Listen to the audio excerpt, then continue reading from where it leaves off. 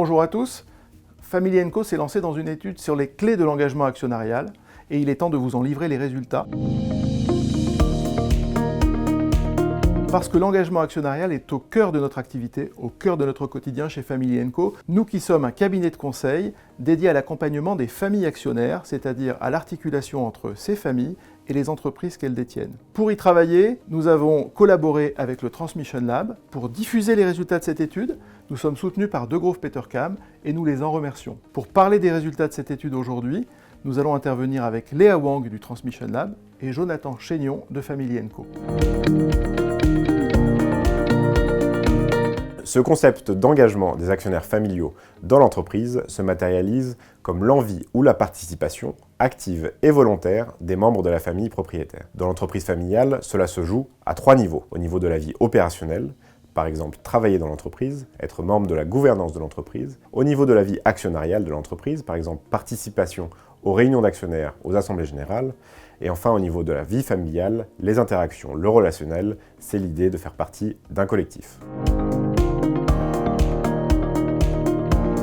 Cette étude s'est déroulée sur 14 mois en 2 volets. Dans un premier temps, un volet qualitatif avec 31 entretiens sur la base d'entretiens semi-directifs. Dans un second temps, un volet quantitatif avec 101 réponses de dirigeants d'entreprises familiales.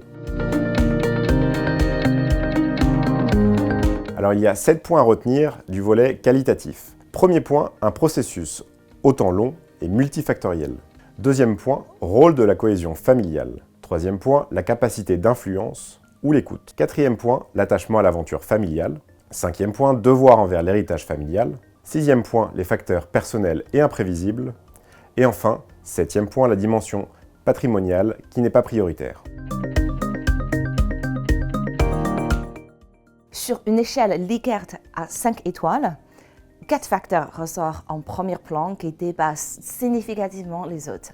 Premièrement, la capacité en tant qu'actionnaire familial d'influer sur les décisions de l'entreprise.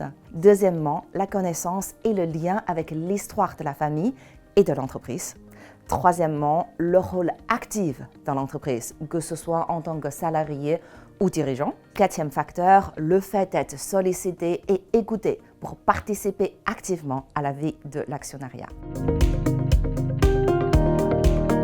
Nos analystes de régression multiple ont relevé une relation surprenante entre les différents facteurs, notamment financiers, avec l'engagement actionnarial.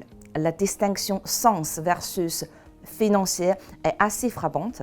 Une valorisation prioritaire sur les aspects financiers tels que la détention et la liquidité du capital, ainsi que la politique de dividendes, signale la marque d'un actionnaire peu engagé. Cela ne signifie pas que les aspects financiers doivent être éliminés. Ils sont plutôt qualifiés de facteurs d'hygiène en termes de psychologie du travail, dont l'absence peut entraîner de la dissatisfaction, mais dont la présence excessive peut aussi nuire à la motivation.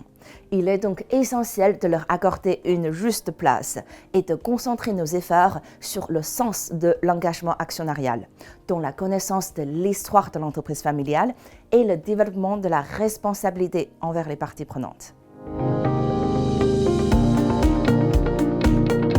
Si vous ne deviez retenir que 3 éléments de cette étude, c'est les 3 facteurs clés de l'engagement actionnarial. Premier facteur, l'harmonie et la cohésion familiale. Deuxième facteur, l'attachement à l'aventure familiale, l'histoire, le métier, le territoire. Et enfin, la capacité d'influence, l'influence décisionnelle. Retrouvez tout le détail des enseignements de cette étude sur le livret consultable sur le site internet de Family & Co. À très bientôt.